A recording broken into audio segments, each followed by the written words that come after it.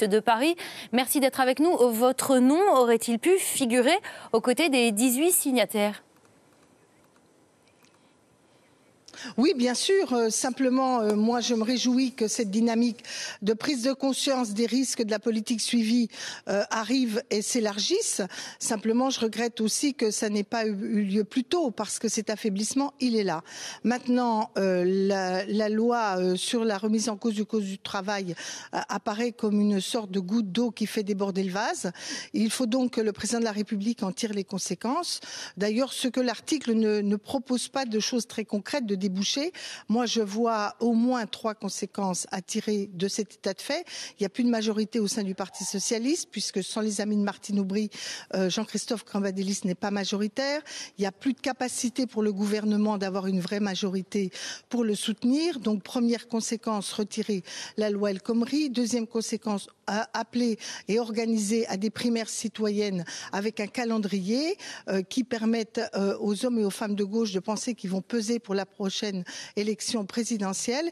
Et la troisième conséquence, c'est que si le gouvernement s'obstinait, il faut une motion de censure à gauche qui montre qu'on ne peut pas cautionner durablement les dérives actuelles. Ce que vous demandez plus concrètement, plus directement, c'est le départ de Manuel Valls de Matignon ?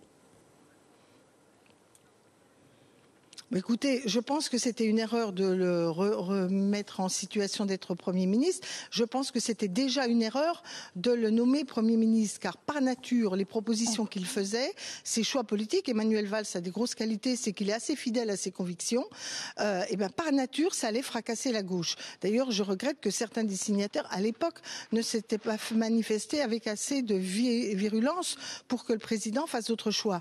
Il faudrait donc un autre Premier ministre. Faut-il encore que ce soit pour un changement de politique, parce que si c'est simplement un changement de casting, ça n'aura pas de sens. Alors est-ce que le risque n'est pas immense de faire exploser la gauche 14 mois avant la présidentielle quand même ?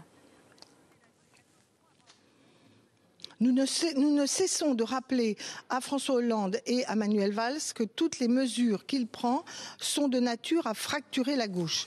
Il a cru que, in fine, tout le monde accepterait, faute obligée de suivre. Eh ben, ça ne marche pas. On l'a vu à chaque étape. On l'a vu pour le pacte de responsabilité. On l'a vu avec la nomination de Manuel Valls, qui a déjà fait partir toute une série de ministres du gouvernement. On l'a vu avec, plus récemment encore, la déchéance de nationalité. On l'a vu sur tous les choix sociaux et la loi Macron, et on le revoit avec la loi El Khomri. Alors oui, au bout d'un moment, le président et Emmanuel Valls ont pris des risques et la corde est en train de craquer. Merci beaucoup Marie-Noëlle Lienemann d'avoir été avec nous en direct pour cette réaction. On vient de l'évoquer évidemment.